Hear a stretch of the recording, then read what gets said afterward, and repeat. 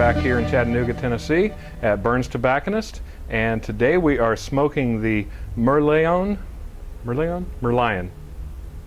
No one's quite sure yet what to call this, but it's the new cigar from La Sirena, and we have Arielle from La Sirena with us today, and kind of a special event. We're doing the launch party for the whole nation right here in Chattanooga. And I'm sorry, your last name, I would pronounce it wrong, I'm sure. Ditkwich. Okay, what got you into this? I accidentally fell in love with the cigar industry. Okay. My father was in construction and ended up following his passion, which was cigars, and buying into his local shop. I used to just go hang out with him. I liked watching the games and eating dinner, being in the atmosphere. I always loved the smell of cigars. It reminds me of my grandfather. And I loved the people.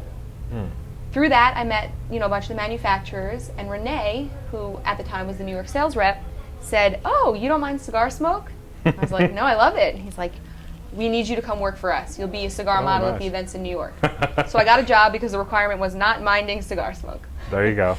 So I started doing the events, and I realized very soon that I wanted to learn more about cigars. I didn't just want to hand them out. So they started teaching me the difference between the blends and the sizes and the regions, flavor profiles, all this stuff, and it was amazing and intriguing, and I couldn't understand how a cigar could be so different from a Robusto to a Corona. I loved all of it. So my dad kind of saw that little fire get lit and took me to Honduras, went to the Camacho factory for my first factory, and was just overwhelmed with how amazing the experience of growing tobacco and rolling tobacco and the whole process of how many people touch and put their passion and their heart and soul into a cigar. Right. Then I started smoking. The rest is history. A cigar smoker is once you have one and you fall in love, Yeah. it quickly becomes a passion that takes over your life. Well. And I didn't actually know that it was possible to have a career in this. I was in the middle of my first year of grad school, and I kind of just sat down with Renee one day and we figured, this is something we could really build together. Let's fill a spot that hasn't been touched yet in the industry. Okay. Let's create something different. Especially Miami Cigars had this great portfolio. They have La Aurora, they have Nestor Miranda. They were missing a little bit of the strength, the full body, the meaty cigar. Sure. So that's what I like to smoke. Why not come out the gates really hard? And you did that, and there's several things to even talk about in that. Number one, you like the more full-bodied cigars, which the stereotype for women cigar smokers, number one, is flavored cigars. And number two is if they don't like flavored cigars, they're going to like the mild, just a nice little smoke after dinner or something like that. But having hung out with some of the lady cigar smokers at Chattanooga here, that stereotype seems to have been kind of exploded, at least in the last 2 or 3 years. So do you see that as kind of your role in the cigar industry, is trying to break stereotypes? And I don't know if that's my only role, but I'm certainly up for the challenge. Okay. I would be lying if I said I hadn't smoked a flavored cigar, or if I didn't start with a mild and move up to a medium. I think most cigar smokers, men and women, do. Sure. I found what I enjoy most is flavor, and if some of that flavor comes with strength, that's really what I lean towards. Absolutely. And I think a lot of other women out there do. I would say most people who are trying something new like to start on the lighter end of things. Right. And you build up to where your palate takes you. Yeah, I would like to break all those stereotypes. Very good. Very good. So with the first La Sirena, which is the brand name of the company and the name of the cigar, you had it blended by Jaime Garcia at the My Father Cigar Factory. And it is a full-bodied, full-strength cigar. And I guess a lot of people wondered, how are you going to follow this up? We wanted something completely different. You can't really beat that cigar, and we didn't want to.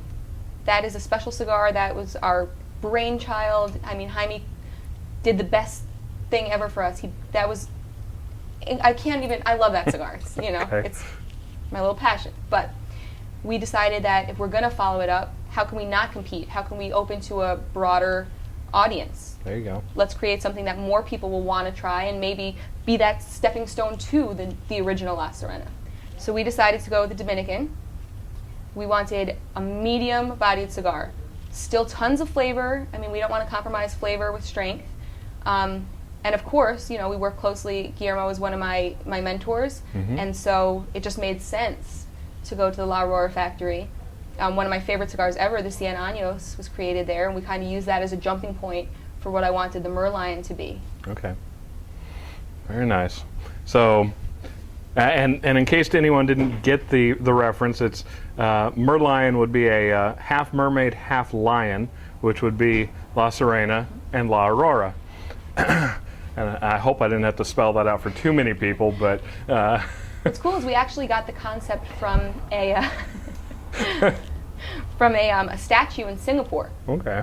And when we were, you know, doing some research, playing with the idea and the names and how we could blend the two companies together, and we saw the statue and we were like, that's it. And that was really the inspiration for the band, for the new boxes. Very nice. So We haven't gotten to see the boxes yet. not yet. Okay. We'll be ready for the show.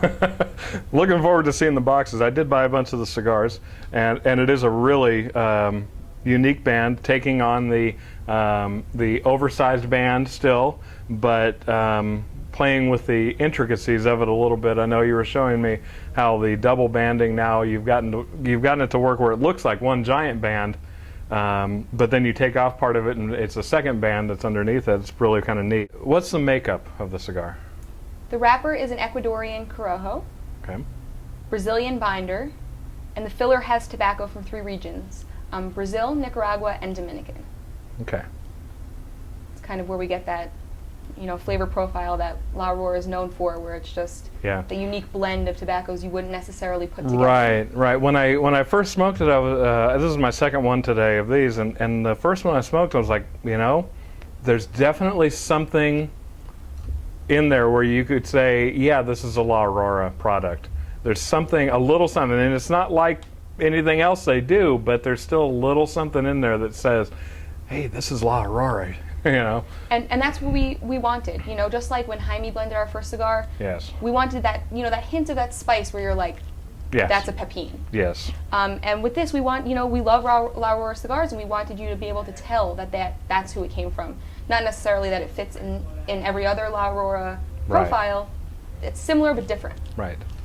And I think you've done that very well. Thank you.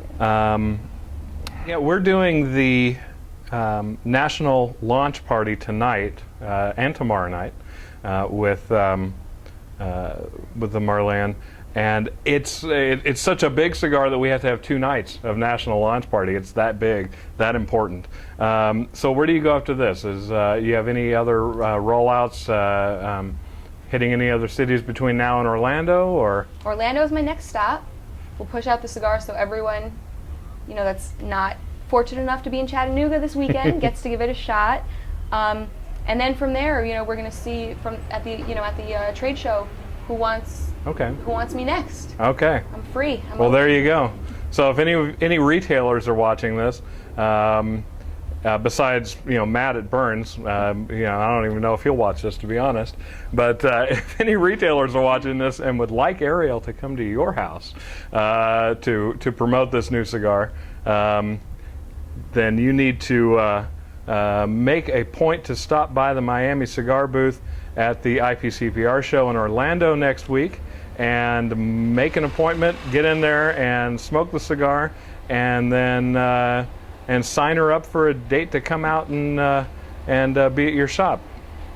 I don't know if I got this shown to you before, but this is what it looks like, and I'm being told down, right about there. This is the Robusto. It doesn't have the second band on it on this particular release. So, but it will look something like this underneath the band that you see here already.